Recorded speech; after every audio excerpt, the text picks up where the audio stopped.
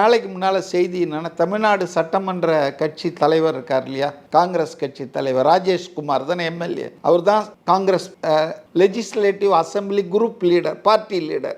அவர் போயிட்டு டெல்லியில் உட்காந்து ஒரே நாளில் கேசி வேணுகோபால், அவர் யாருன்னா ஆர்கனைசேஷனுக்கு இன்சார்ஜான பொதுச் செயலாளர், எம்பி காங்கிரஸில், ராகுல் காந்தி, பிரியங்கா காந்தி, சோனியா காந்தி கூட சந்திச்சாரா என்னன்னு தெரில, அது இன்னும் கன்ஃபார்ம். ஆக காங்கிரஸின் உச்சபட்ச தலைவர்கள் 3-4 பேரை திரு ராஜேஷ்குமார் எம்எல்ஏ, சட்டமன்ற காங்கிரஸ் குழு தலைவர், டெல்லியில் முகாமிட்டு சந்தித்து பேசிட்டு வந்திருக்கிறாரு. அவர் சொன்னதாக என்ன தகவல் வருதுன்னு சொன்னால், இந்த தமிழ்நாடு வரக்கூடிய சட்டமன்ற தேர்தலில் திமுக அணியில் இருப்பதை விட காங்கிரஸின் எதிர்காலத்துக்கு தாவேகா கூட்டணியில் சேருவது தான் பலன் மிக்கதாக இருக்கும், வெற்றிகரமாகவும் இருக்கும். ஏன்னா திமுகவினுடைய ஆட்சியினால் மக்கள் பெருமளவுக்கு அதிருப்தி அடைஞ்சிருக்காங்க, ஊழல் அது இதுன்னு. ரெண்டாவது, தாவேகா இன்னைக்கு ஒரு வளரும் சக்தி, எந்த குறையும் மக்கள் சொல்ல முடியாத அளவுக்கு இளைஞர்கள் ஆதரவு, பெண்கள் ஆதரவு இருக்குது.